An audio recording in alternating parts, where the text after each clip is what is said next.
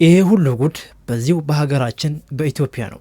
ሁላችሁም ይህንን አሳፋሪ ተግባር ለብዙዎች እንዲዳረስ ለሚመለከተው አካል እንዲደርስ በደንብ ሼር አድርጉት። ይሄ የግብረ ገብ ማነስ በዩኒቨርሲቲዎቻችን ውስጥ ጎልቶ የሚታይ አድሏዊነት የተሞላበት አንዱን ሃይማኖት ጥሎ ሌላውን ሃይማኖት አንጠልጥሎ ለመሄድ የሚሞክር ስለመሆኑ ግን ያሉት ነገር የለም። አሰላሙ አለይኩም ወራህመቱላሂ ወበረካቱ። ሰላም ጤና ፍቅር በያላችሁበት ያለን ጥግ ዳር ድንበር ይድረሳን ነኝ። እንደምናላችሁ ድና የተከበራችሁ የአኑን የቁም ነገር ቤተሰቦች ዛሬም እንደተለመደው በቁም ነገር በአስተማሪ ወቅታዊ ቪዲዮ ተመልሼ መጥቻለሁኝ። ሁላችሁም የቁም ነገር ወዳጆች ቁም ነገር የሚመቻችሁ ሰዎች ይህን ቪዲዮ ላይክ እያደረጋችሁ እንድጀምሩ በአክብሮት የጠየቅኩኝ። ወደ ዛሬ ወደ ቁም ነገር ወዳላችሁ ወደ ተመረጡ ቪዲዮች እንገባለን። አብራችሁን ቆዩ። በቅድሚያም በርካታ ኢትዮጵያኖችን ያስደሰተ መላው ኢትዮጵያን ማለት ይቻላል ማታ አካባቢ ዜና ሰምቶ ነበረ ትናንት ማታ። ዛሬ ደግሞ ጠዋት ይሄ የሰማነው ዜና እውነት ሆኖ አግኝተነዋል። እኔም ከትናንት በስቲያ በነበረው ቪዲዮ ላይ አስቀምጬላችሁ ነበረ።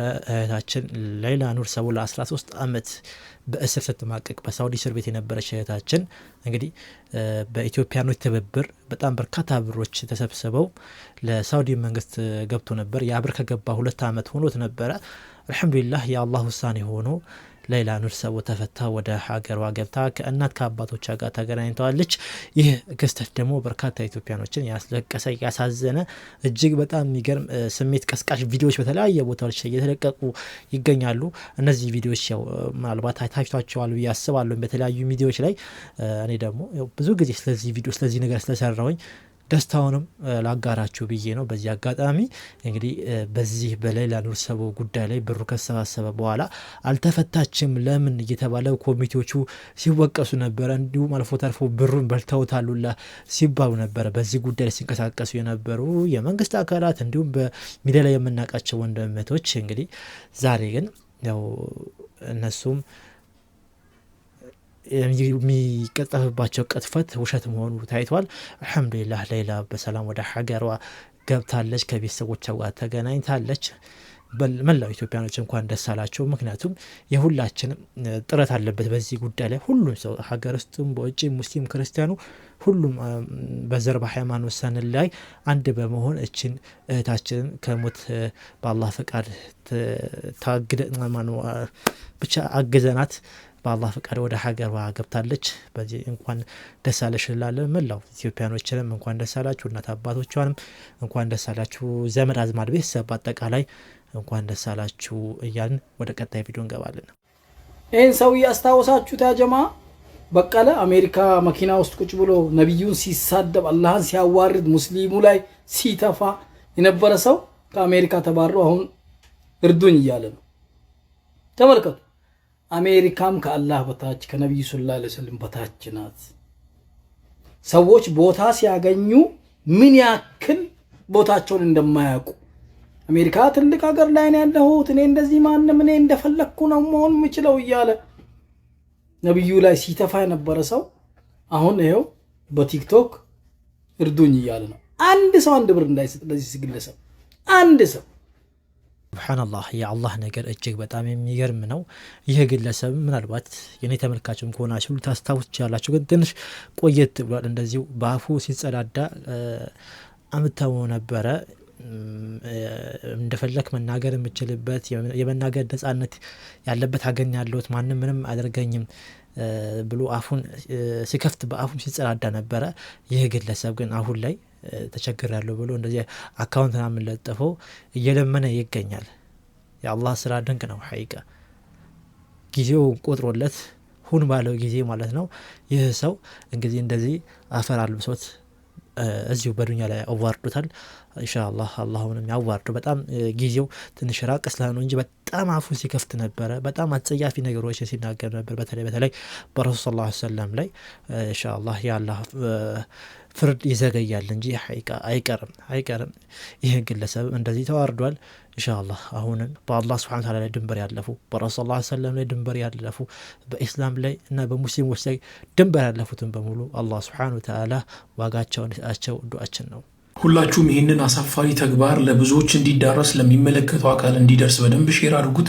የአምቦ ዩኒቨርሲቲ ተስፋዋን ያጨለመባት እህታችን ሁዳ በቀለ የአምቦ ዩኒቨርሲቲ የዘንድሮ ምርቃት ላይ ሰቃይዋ ተማሪ በሁሉም በሴቶቹም በሁሉም ዘርፍ ከፍተኛ ውጤት ያመጣችው እህታችን እቺ ናት። ነገር ግን በቀድሞ ስማ መቅደስ በቀለ በአሁኑ በእስልምናዋ ማለት ነው ሁዳ በቀለ የምትባለው እህታችን ኒቃብ ለባሽ ስለሆነች መድረክ ላይ ስሟ ተጠርቶ ያውም ሰለምት የሆኑ አንሸልማትም ብለው ሌሎች ከሷ ዝቅ ያለ ውጤት ያመጡትን ስም ጠርተው ሸልመዋል። እሷ ግን አልተሸለመችም። የአምቦ ዩኒቨርሲቲ በተቋም ደረጃ ለእስልምና ያላቸውን ጥላቻ በግልጽ አሳይተዋል። እህታችን ግን አሁንም አንቺ ጀግና ነሽ። አላህ ስብሓንሁ ወተዓላ ይረዳሻል።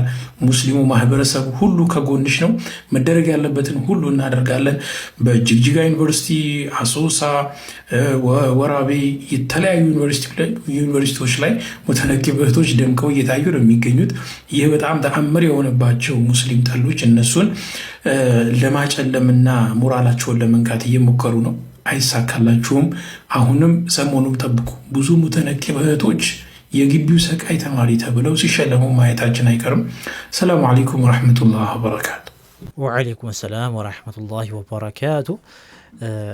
ሰሞኑን እንግዲህ በመላው ሀገራችን ላይ ከፍተኛ የትምህርት ተቋሞች ተማሪዎቻቸውን እያስመረቁ ይገኛሉ። እንግዲህ አንዱ ደግሞ የአምቦ ዩኒቨርሲቲ ተመራቂዎች ላይ አሁን የሰማነውን መረጃ ሰምተናል። እንደዚህ አይነት ነገር መስማት በሀገራችን ላይ አሁን ላይ እየተለመደ መጥቷል። ይሄ ደግሞ የሆነበት ዋነኛ ምክንያት የእኛ ሙስሊሞች ስንፈትና የተቋማችን ደካማ የሆነ አካሄድ ነው። ምክንያቱም በገዛ ሀገሩ ላይ መብቱን ሳያስከብር መኖሩ መቻሉ እጅግ በጣም ያሳዝናል፣ ያሳፍራል እንደ ኢስላም እንደ ሙስሊም እና ኢንሻአላህ ከዚህ በኋላ እንደዚህ ነገሮች እንዳይደገሙ እባካችሁ የሚመለከታቸው አካሎች፣ የመጅሊስ አመራሮች፣ በአጠቃላይ እኛ ሙስሊሞችም ነገ ለሚመጡ ትውልድ ነገ ሙተነቂብ እህቶቻችን መጥተው በዚህ መድረክ ላይ መሸማቀቅ እንዳይሰማቸው ካሁኑ የሚሰራውን የቤት ስራ መስራት ይኖርብናል። መቼ ነቃ ደንገጥ እንደምትሉ አናውቅም። ቢስሚላ ይሄ የሚዲያ ጩኸት ብቻ እየሆነ ነው። ወላሂ የሚዲያ ጩኸት ማለት ነው። የሆነ ሳለ እሪ ይባላል፣ ዝም ይባላል። አመቱ ተቆጥሮ ይመጣና አመቱ ላይ ልክ እንደዚህ አይነት ይፈጠራል። ጩኸት ብቻ ይሆናል። እባካችሁ እዚህ ቦታ ላይ ልጆቻችሁ ቢሆኑ እንደዚህ የተገፉት እናንተስ ምን አይነት ስሜት ይሰማችኋል? ይህን ነገር ለራሳችሁ እንግዲህ መልሱት። ፕሮፌሰሩ ሚኒስትር በትላንትናው ዕለት አዲስ አበባ ዩኒቨርሲቲ የምረቃ ፕሮግራም ላይ የተናገሩት ንግግር እጅግ በጣም መልካም የሚባል ንግግር ነው። በንግግራቸው የጠቀሷቸውን ነገሮች በዋነኝነት ትኩረት ያደረጉት የትምህርት ጥራት ጉድለት ሀገርን እንደሚያፈርስ ትኩረት አድርገው አስምረውበት ተናግረዋል። የትምህርት ጥራት ጉድለት ከግብረ ገብ ማነስ ጋር ሲዳመር የሚያመጣውን ፋላሲ በደንብ አድርገው ተንትነው ተናግረውታል። ይሄ የትምህርት ጥራት ጉድለት በዩኒቨርሲቲዎች ውስጥ ስለመኖሩ ግን ምንም ያሉት ነገር የለም። ይሄ የግብረ ገብ ማነስ በዩኒቨርሲቲዎቻችን ውስጥ ጎልቶ የሚታይ አድሏዊነት የተሞላበት አንዱን ሃይማኖት ጥሎ ሌላውን ሃይማኖት አንጠልጥሎ ለመሄድ የሚሞክር ስለመሆኑ ግን ያሉት ነገር የለም። ይሄንን የሚያመጣው የትምህርት ጥራት ጉድለት ነው። አንድም ይሄ ዘረኝነትን፣ ጎጠኝነትን፣ የአንድ ጎሳ አገልጋይነትን የሚያመጣው የትምህርት ጥራት ጉድለት ወይም ደግሞ ትምህርት ጥራት በሌለበት አካባቢ የተማሩ ሰዎች የሚያመጡት ነገር ስለመሆኑ ተንተን አድርገው መናገር ይኖርባቸዋል ብዬ የጠበቁ ነበር። በዚህ ጉዳይ ላይ ያሉት ነገር የለም። ዩኒቨርሲቲዎች በትላንትናው ዕለት እንኳን ሙስሊም ተማሪዎችን ከአዲስ አበባ ዩኒቨርሲቲ የታሰሩ እንዳሉ በኋላ ላይ የምረቃ ፕሮግራሙ ሊያልቅ አካባቢ እንደተፈቱ ምንድን ነው ይሄ የሆነ ያለው? የሚፈልጉትን መልእክት ማንኛውም ሰው በመመረቂያ መጽሔታቸው ላይ ይጽፋሉ። ያንን ጽሁፍ ታሳቢ በማድረግ ማግለል፣ ማሰር እንደታየ እያየን ነው። አሁን ደግሞ አምቦ ላይ አንዲት ሰለምቴ እህታችን በማዕረግ ተመርቃ ነበረ። ነገር ግን ይህች ልጅ ወደ መድረክ እንዳትወጣ የተደረገው የትምህርት ጥራት ጉድለት ያለበት ዩኒቨርሲቲ መሆኑን አያሳይም ወይ? ክቡር ሚኒስቴር ይህን ነገር እንዴት ነው እያዩት ያለው? የሰዎችን የመልበስ ነፃነት፣ የሚፈልጉትን ልብስ ለብሰው የመማር ነፃነትን የሚነፍግ የትምህርት ተቋም ያውም ከፍተኛ የትምህርት ተቋም የትምህርት ጥራት አለው ብለው ያምናሉ ወይ የሚለውን ነገር መነሳት መጠየቅ ያለበት ጉዳይ ነው። ሂጃብ ከመከልከል ኒቃም ከመከልከል ባሻገር ሙስሊሞች በነጥብ ከፍለው ሲመጡ እንኳን እንዳይታዩ የማገዱ ስራ ስህተት ወይስ ሆን ተብሎ የሚሰራ? ይሄስ ግብረ ገብ ጉድለት አይባልም? ይሄስ የትምህርት ጥራት ጉድለት አይባልም? ሳይማሩ የሚያስተምሩ አሉ ብለን እንድናምን እየተገደድን ነውና ክቡር ሚኒስቴር ሆይ ወደ ራሶ ወደ ቤቶ ወደሚመሩት ተቋም ዞር ብለው ይመልከቱ። አመሰግናለሁ። ወንድማችን ዲኑ አሊ እኛም እናመሰግናለን። እንግዲህ ከገባቸው ጥሩ መልእክት ነው ያስተላለፍከው። በዚህ በትምህርት ሚኒስቴር ስር በጣም በርካታ ነገሮች በተለይ በኢስላሙ በኩል ብዙ መገፋትና በደሎች እየደረሰ ይገኛል። በሙስሊም ተማሪዎች በተለይ ሙተነቂም ሙስሊም ተማሪዎቻችን እህቶቻችን ላይ የሚደርሰው መገፋትና አድሎ ምናልባት እንደ ቀጣዩ ትውልድ ነገ ኒቃቤን ለብሼ እማራለሁ ለሚሉ እህቶቻችን ልጆቻችን ስጋት እየሆነ ይገኛል። ይህንን ነገር ደግሞ እንዴት ነው ሊያዩት የሚገባው? መጠየቅም አለባቸው እንደተባለው። ወይ ደግሞ ያልተማሩ አስተማሪዎች አሉ፣ በዛ ውስጥ ያልተማሩ መሪዎች አሉ ማለት ነው እንጂ አንዲት ሙተነቂብ ተማሪ እያያችሁ ነው በየቦታው በየክልሉ ላይ በየዩኒቨርሲቲ ላይ ሰቅለው እየተመረቁ ያሉት በጣም ሜዳሊያን ዋንጫውን እየወሰዱ ያሉት ሙተነቂብ ተማሪዎች ናቸው። እና ይህን የሚያሳየው ምንድን ነው? በስርዓት አንገታቸውን ደፍተው የሚማሩና ለዓላማ የሚማሩ ሰዎች ናቸው እንጂ የዩኒቨርሲቲ ላይፍ ለማየት የሚሄዱ ተማሪዎች እንዳልሆኑ ማረጋገጫ ናቸው። እነዚህ ነገር እንኳን በአይናቸው እያዩ ዛሬ ላይም በሙተነቂብ እህቶቻችን ላይ የሚደርሰው በደልና ግፍ አጠያያቂ ነው። ስለዚህ ይሄ ነገር እንደ ተቋም ሊስተካከል ይገባል። ዛሬ ቀን ስንት ነው? ጁን 29 ጁን 29 ነው ዛሬ። ሳውዝ አፍሪካ ውስጥ ደግሞ የዜኖፎቢያ ኦር መጤጠል የሚባለውን አስተሳሰብ አራማጅ የሆኑ ሳውዝ አፍሪካውያን እነሱ ህገ ወጥ ናቸው ያሏቸውን ሌሎች አፍሪካውያን ስደተኞችን ሳውዝ አፍሪካን ደቡብ አፍሪካ ለቃችሁ ውጡ ብሎ የሰጡት ዴድላይን ሊጠናቀቅ ሰዓታት ብቻ ቀርቶታል ማለት ነው። ነገ ጁን 30 ይጠናቀቃል። ይህንን ተከትሎ ከባድ ስጋት አለ አሁን። ምክንያቱም እነዚህ ሰዎች ያላቸው ሬፒቴሽን ከዚህ በፊት የነበራቸውና ከአመታት ጀምሮ ሲያሳዩት የነበረው ነገር ምንድነው? መጤ ጠልነታቸውና መጤ የሚሏቸውን የሌሎች አፍሪካ ሀገር ተወላጆችን አሰቃቂ በሆነ ጥቃት ሲያጠቁ ነው። ኢትዮጵያውያንም ጨምሮ ከወራት በፊት እርምጃ ሲወሰድ አይታችሁ ነበረ። ይህንን ተከትሎ እንግዲህ እነዚህ ሰዎች ባላቸው ሬፒቴሽን የተነሳ አሁን ዴድላይኑ መድረሱ ወር ዴድላይኑ ነገ መሆኑን ተከትሎ ከባድ ስጋት አለ። በጣም ብዙ ስደተኞች እየወጡ እንዳለ እየታወቀ ነው።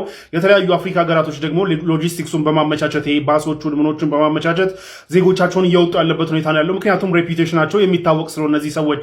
ያ ብቻ ሳይሆን ከወራት በፊት ይህንን ማስጠንቀቂያ ሲሰጡ ነው ይህንን ዴድላይን ሲሰጡ የተወሰኑ እርምጃዎችን ወስደው ነበር፣ የተወሰኑ ግድያዎችንም ፈጽመው ነበር እና ይህንን ተከትሎ አፍሪካውያን ከባድ ቁጣ ስለነበረባቸው በአሁኑ የዓለም ዋንጫ እንደምታውቁት የኢንተርኔት ሚሞች ሲቀጣጠሉ እንደነበረ ታውቃላችሁ። አጌንስት ሳውዝ አፍሪካ ቆመው ነበረ ብዙ አፍሪካውያን አጌንስት ሳውዝ አፍሪካን ፉትቦል ክለብ የሳውዝ አፍሪካ ብሔራዊ ቡድን እንዲሸነፍ ብዙ ሚሞች ሲሰሩ ነበር እና ያ ደግሞ በጣም ባድ በሆነ ታይሚንግ ትናንትና ሆኗል፣ ሀፕን አድርጓል። በጣም ባድ በሆነ ታይሚንግ ዴድላይኑ ነገ ሊጠናቀቅ እንግዲህ ትናንትና ሳውዝ አፍሪካ ከዓለም ዋንጫም ተባራለች። እነዚህ ነገራቶች ሁሉ ቢልድ አፕ አድርገው የነገውን ቀን እጅግ በጣም አስጊ አድርጎታል ማለት ነው። ለማንኛውም እዛ ያላችሁ ኢትዮጵያውያንና እስካሁን ያልወጣችሁ ኢትዮጵያውያን ካላችሁ ያው እንግዲህ አላህ ይጠብቃችሁ፣ ራሳችሁን ጠብቁ። ከዛ ውጭ ግን ነገ ምን ሀፕን እንደሚያደርግ አብረን የምናየው ይሆናል ማለት ነው። አይገስ ዊል ሲ መቼም ሁላችሁም ትዝ ይላችኋል። ከዚች ከአንድ ወር ምናምን በፊት ላይ በደቡብ አፍሪካ ያሉ ኢትዮጵያኖች አጠቃላይ አፍሪካኖች ከፍተኛ የሆነ ጭፍጨፋ እንደደረሰባቸው አይተናል። ዘረፋ፣ መገደል ጭምር ማለት ነው። እነዚህ በዚህ በሳውዝ አፍሪካ የሚገኙ ሰዎች ስደተኞችን ይውጡልን እያሉ ከፍተኛ ተቃውሞ እያሰኙ ይገኛሉ። ከተቃውሞ ባለፈ ደግሞ መግደልም ጭምር ያሰኙ ይገኛል። እንግዲህ እንደ መረጃው ደግሞ የዚህ የውጡልን የመጨረሻ ቀን ነገ ነው። እዛ ያላችሁ ኢትዮጵያኖች አላህ ይጠብቃችሁ። እንጃ እዛ አካባቢ ላይ በጣም ከፍተኛ የሆነ ጨካኝ ነው፣ ርህራሄ ምናምን ነገር አይታየም። ከዚህ በፊት የምንሰማቸው ነገሮች በደቡብ አፍሪካ ላይ የሚሰሙ ነገሮች በጣም የሚያስፈሩ ናቸው። በጣም ዘራፊዎች፣ ገዳዮች እንደሆኑ የምንሰማው እና አላህ ይጠብቃችሁ። እንዴት ሰው ተዋዶ ተፋቅሮ እኛ ጥቁር ሆነን ጥቁሩ ካልተቀበለ እና አረቡና በአውሮፓ የሚኖረው ሰው ቢገፋ ምናምን ነገር አይገርምም ማለት ነው። ጥቁር በጥቁር እንዴት ተግባብቶ ከባድ ነው። ብቻ በዚህ ድርጊቷም ነው መላው አፍሪካውያን በዚህ በዓለም ዋንጫ ላይ እንዳለውም ከሷ ተቃራኒ ቆሞ ነበረ። ስትሸነፍ በጣም ሶሻል ሚዲያ ላይ ከፍተኛ የሆነ ዘመቻ ነበረ የተነሳ የነበረው እና እንግዲህ አላህ ሰላሙን ያደርገው። እዛ ያላችሁ ወንድሞቻችን ራሳችሁን ጠብቁ። ከቻላችሁ ወደ ሀገራችሁ በትገቡ የተሻለ ነው ኢንሻአላህ። አላህ በዚሁ በሀገራችሁ ላይ የተሻለ ሪዝቅ ይስጣችሁ እያልን በቀጣይ የተሻለ ቪዲዮ ኢንሻአላህ እንገናኛለን። አሰላሙ አለይኩም ወራህመቱላሂ ወበረካቱሁ።